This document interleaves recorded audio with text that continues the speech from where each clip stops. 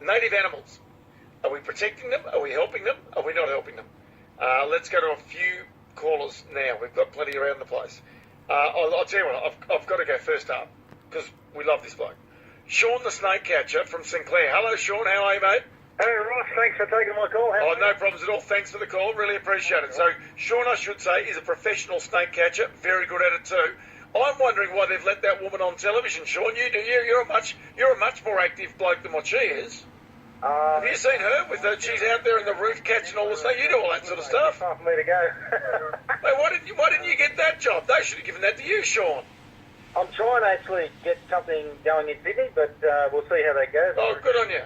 Yeah. Mate, how are the snakes this season? Are they coming out early? Well, they're out now.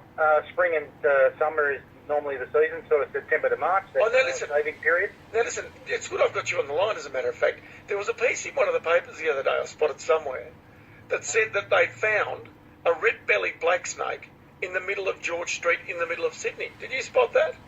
Yes, I did, yeah. There was another company that got that, but he was a professional licensed catcher. So. Right, no, that's not so interesting, the fact that there was a catcher went and got it. What the hell was a red-bellied black snake doing in one of the most built-up urban places in the whole of Australia?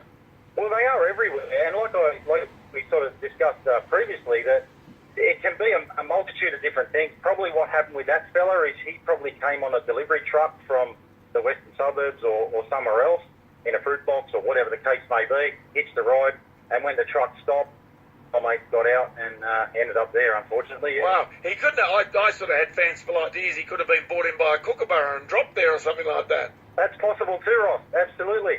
I kind of like that idea because they are everywhere, there's no doubt about it, is there?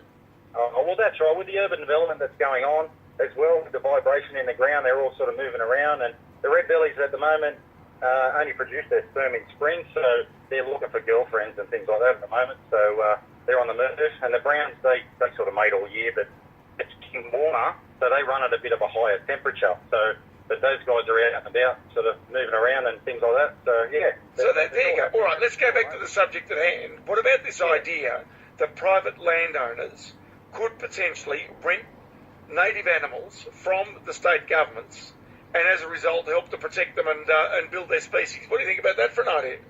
Well, it's a commendable idea, right? But there's a couple of bifold things that go with that. One is that some of these species have quite a vast range. So how are you going to be able to track where that particular animal is at any given time when it's breeding or whatever the case may be? It could be 3 kilometres down the road, right, for example. So there's a tracking system and all that sort of stuff I guess you could use. But the other thing is, if you're going to move them from interstate or any area outside their normal habitat range, you have the potential to create problems within the ecosystem with disease and genetics and different things like that. So although it's a great idea and a great concept to do it, and if someone can come up with a foolproof plan, that's great. I'd be all for it, just to save some of our native species, because some of the species are they only exist in Australia. Yeah, I know, exactly. It'd be interesting to see how the money works on that as well, Sean, as to whether there's money in the breeding. Exactly. Hey, listen, last thing I've got to let you know, because I've got lots of calls on the board, I've got to go. What's the biggest snake you reckon you've ever caught, Sean? Well, the biggest venomous snake I've ever caught is the 6.5 foot eastern brown snake, the second most venomous land snake on the planet. Oh, was it angry when you? Was it a bit grumpy when you caught it? He had a bit of attitude, yeah, let's say.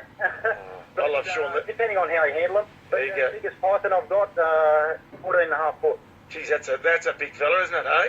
That's fantastic. Sean the snake catcher from Sinclair. I love having a chat to him. Professional snake catcher. How's that for a way to make a living, eh? I think that's pretty good. Brendan's in.